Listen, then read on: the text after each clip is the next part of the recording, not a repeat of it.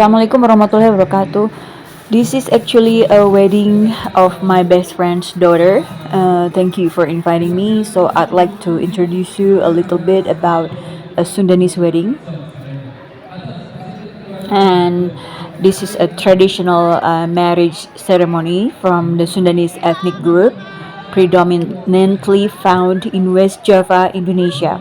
It is rich in symbolism, cultural significance, and ceremonial steps that reflect the values and customs of the Sundanese people. Let me start by explaining about some key elements of a Sundanese wedding. Number one is pre-wedding rituals. It's called seserahan.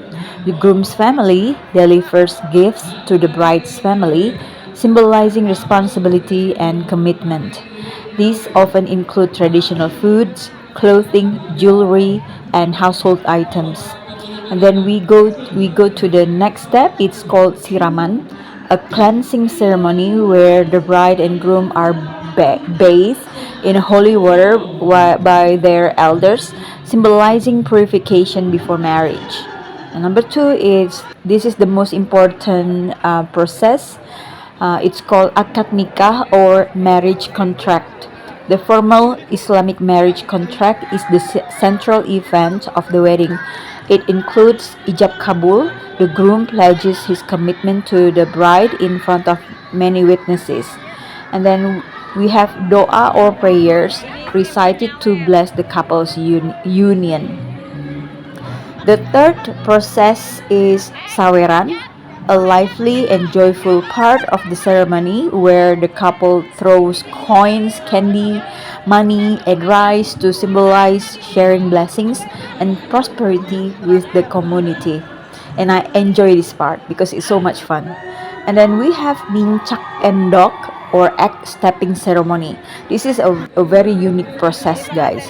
The groom steps on an egg and breaks the egg, and then the bride washes his foot. This symbolizes the groom's readiness to provide and the bride's respect and care. Then the next step, we also have sungkeman. This is the process where the couple kneels before their parents and elders to express gratitude and also for blessing seeking for their married life. Usually, it's a very touching process because many people are crying. Number six is traditional attire and decorations. The bride and groom wear elaborate Sundanese attire, often featuring intricate embroidery, vibrant colors, and a traditional sigar. Sigar is a crown or like it's like a crown for the bride. We call it sigar. It's very beautiful. The wedding venue is adorned with Sundanese motifs reflecting the region's natural beauty and heritage. Seven is cultural entertainment. As you can see from this video, there are lots of performances and it has many symbols. Like this time, the bride will give some of the traditional household items. It's very fun. So many guests are welcoming this process. They are dancing and they hope they can get some of the things that thrown by the grooms and the brides and the family. I think this is very funny because actually that one who is carrying those two bunches of household items uh, is actually the father of the bride, and I can sense the fun and the cheerfulness from this activity. And actually, this is my first time witnessing this kind of process. It's fun, and I don't know why it didn't happen to many wedding parties I attended before. So I would like to share it with you guys. So my friend, that's the mother of the bride. She is a very popular person. She's very cheerful and happy-go-lucky person. So Tahlis did is actually having fun in her own daughter's wedding. So you can see lots of things are uh, given away to the guests of the wedding party. So, but actually, this step is only for the close families. Most of them are the families of the the bride and grooms. So many people wanted to take the items. I couldn't afford it, guys. I couldn't afford it. I just watched it and shoot, and I made a video. So much fun.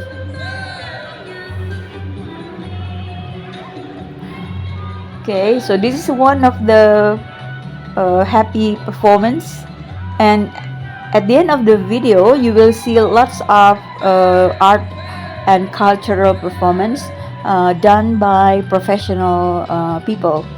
Some people will dance, some people will perform like a role play like that, symbolizing the longevity of the marriage between an old guy and an old woman. So hopefully this wedding will lead the bride and groom to the long and prosperous wedding or marriage life. And traditional Sudanese music, let's talk about it. We also have gamelan degung and dances like the jaipongan added to the celebratory atmosphere. Okay, Sudanese wedding emphasizes family, respect, and harmony, blending Islamic values with deep-rooted local traditions. But I would like to add some essential information for anybody who are not from Sudanese culture. So in Sudanese culture, when they have a wedding party like this, it is most of the time the allocation of the budget goes to the family of the bride. So most of the cost of the wedding party will be uh, will be the responsibility of the bride's family, and of course they can take the gift, the money. uh, the money will go to their family, not to the groom's family, because all of this budget will be you know will be managed by the bride's family. So the if you give some money to the couple, your money will be taken by the bride's family. So don't be shocked, because in other suku or in another tribe in Indonesia, it would be totally different. Like for example, in Palembang, the cost or the budget of the wedding party will be the responsibility of the groom's family, and the money will be given to the bride and groom. So the parents cannot take the money, because the money will be a gift for the couple, not for the family. So that's totally different. Because I'm from Palembang, so Sundanese culture is totally different from my culture. So that's why I want to tell you about this, because there will be some misunderstandings if a Palembang person got married to Sundanese people. So we must explain about the differences in cultures in Indonesia. There are so many differences in cultures in Indonesia. So every culture has their own unique elements that cannot be regarded as the same in other cultures. So we have to be very cautious about the differences in the culture. So as you see, this woman, actually she is a professional dancer. She symbolizes that she she is the bride. So hopefully the bride will live longer, and the love will spark between the bride and the groom even though they age.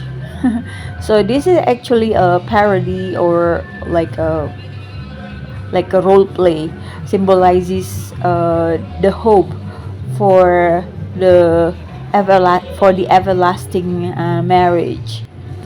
I really like to see this kind of cultural performance. I'm into culture performance, even it's not mine, like Sundanese or Balinese, because I can see the beauty of each cultures, and I love the meaning or the signs of all of these symbols because it symbolizes other things as well. Like this dance symbolizes that the man and the man will protect the girl. So in this case, the groom must protect the bride, or the husband must protect the wife. So it becomes a harmonious dance, very beautiful. And look at these costumes, they are very special, and many traditional costumes are displayed when you attend a cultural uh, the ceremony of the cultural wedding party. So many people will laugh at the performance because some of them are very funny, but some of them are also amazing because as you can see, there are so many beautiful dancers with unique costumes. I love the costumes. I love their makeups. I love the way they dances. They are so graceful, in while dancing. So I cannot say much because I don't really know much about the meaning of this performance, but I believe this is like a welcoming dance for the guests and for the family of the bride and the groom. As you can see, they use traditional elements such as batik, embroidery, and the crown they are usually handmade. You see, I love this. Okay, I don't know the name of the dance. Maybe I should ask Tehlisdit about the name of this dance. But I enjoy the beauty, the display of the beauty of this dance. And as I told you, it has some symbols, but I don't know for sure. Um, as you can see, the men the men are wearing some batik sarong. We call it sarong. It's batik sarong. It's actually very expensive, and we don't use these costumes on daily basis. It's just for cultural performance. But before, people used to dress this way. I mean, the men, not the girls, of course. Okay, so they are beautiful dances. So, another difference in culture is when you go to Indonesian wedding party, you can eat the food for free.